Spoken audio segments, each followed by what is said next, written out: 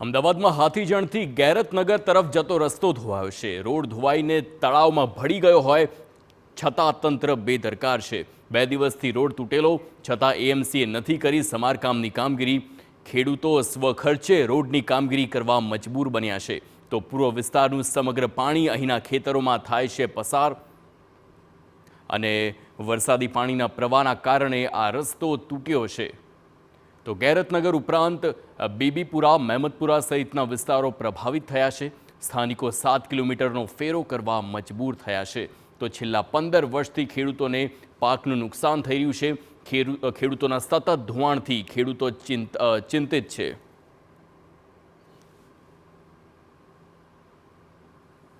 અહીંયા આ અવારનવાર એ લોકોને જાણ કરવા છતાં પણ કોઈ ધ્યાન આપ્યું નથી એ લોકોએ।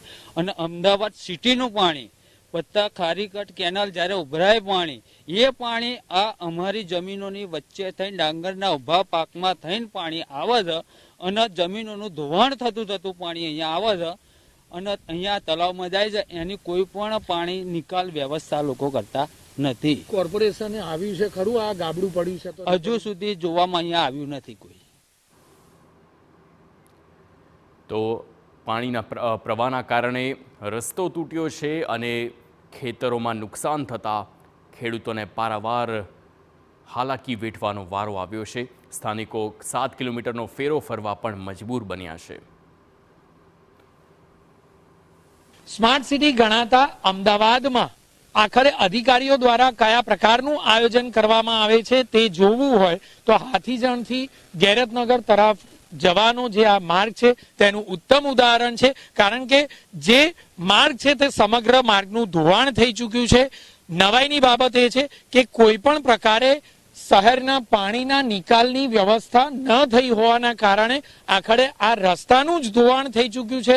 કોઈ પણ પ્રકારે અહીં નાળા મૂકવામાં આવ્યા ન હતા, માત્ર ને માત્ર નવો રોડ ખડકલો કરી દેવામાં આવ્યો, પરંતુ રોડ પણ બિસ્માર થઈ ચૂક્યો છે। નવો બનાવેલો રોડ પણ બિસ્માર જોવા મળી રહ્યો છે। યોગ્ય વરસાદી પાણીના નિકાલ ન થવાના કારણે આજુબાજુના જે ખેડૂતો છે તે ખેડૂતોના ખેતરમાં જમીનનું ધોવાણ થઈ રહ્યું છે।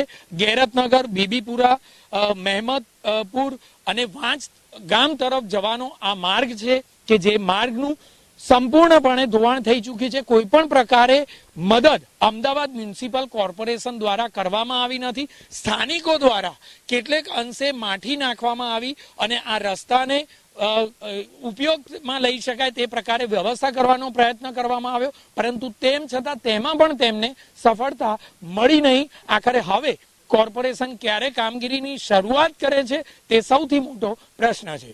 કેમેરામેન અરવિંદ સોલંકી સાથે જિગ્નેશ પટેલ, TV9 અમદાવાદ।